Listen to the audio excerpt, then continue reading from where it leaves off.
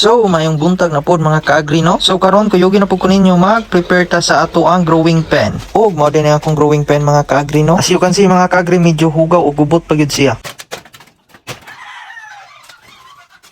Ug mao to no kuyugin ako ninyo manghinlo dire. So ang akong unang gibuhat kay akong gialihan og trapal ang division. Kay sa pikas ana mga ka-agri nampud nay growing pen pud diha para dili makalusot ang mga piso. Then pag human sa usa kay ako ano pong ginuhagan og butang. So ang kaning akong ibutang mga ka-agri kay sako ra din siya sa feeds no ako alang gitunga. So mao to no nahuman na nato og taod ang sako sa feeds. Dayon ang next natong buhaton mga ka-agri kay atong ipagawas ng mga butang nga nasa sulod. Ang akong ibutang dayani nga mga piso mga ka-agri no kay katong mga 3 months old na pataas. So ang nakanindot din no if na kay growing pen nga medyo spacious or dako siya kay makapagusto ang imong mga piso and then dili sila ma-stress. Ug sa akong nabantayan pod if akong gibutang ang mga piso dire or gibutang nako sila sa growing pen nga dako kay dali ang ilahang pagtubo. Dayon dili pod sila dali mataptan og sakit. Og ang next natong gibuhat mga ka-agri no kay gaugsok ta aring patunganan para batugan mga ka-agri para tong higot ang batugan. So ang kaning batugan mga ka-agri no kay importante kay ni para sa atong mga piso or mga manok para dili sila maglubog sa yuta inog gabi. Ug sawa madugay mga ka-agri no nahuman na nato og taod ang batugan. Dayon next natong gibuhat ya kay nagtambak ta og yuta. Atuwa jud ni gitambakan og yuta diri mga ka-agri no kay bahaunon mo guni siya diri mga ka-agri. Kay inig ulan og kusog mga ka-agri dali kayo mutaas ang tubig. Ug para po dili magsakit ang atong mga pinalanggang manok. Ug mo to mga ka-agri no sawa madugay nahuman na jud nato og hinlo ang ato ang growing pen.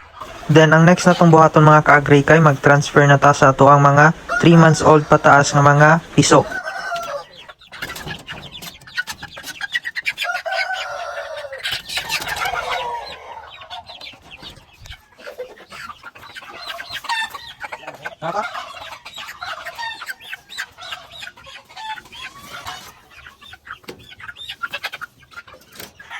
Dayon pag humana to og transfer mao na ni sila mga ka-agri no. Ubay-ubay din ni sila mga ka-agri mga 16 heads guro ni sila kabuok. Dayon ang akong ginapatuhak din nila mga ka-agri no sa 3 months old nga mga piso kay Integra 3000. Ginapainom din ni nako sila og Vitamin Pro mga ka-agri no. Dayon ang akong pamaagi sa pagpainom nila kay MWF. Og mao to mga ka-agri no nindot jud kay sila lang taon samtang nagkaon. Samot na if daghan sila. Maong ikaw kung nagplano ka nga mamuhi og manok sugdi na na. Og napo tay bag-ong nahatch nga pabo mga ka-agri no. Walo ni sila kabuok. Og mao ra to mga ka-agri. Ayaw mo kalimot follow, like, and share sa atong videos. Thank you. Bye-bye.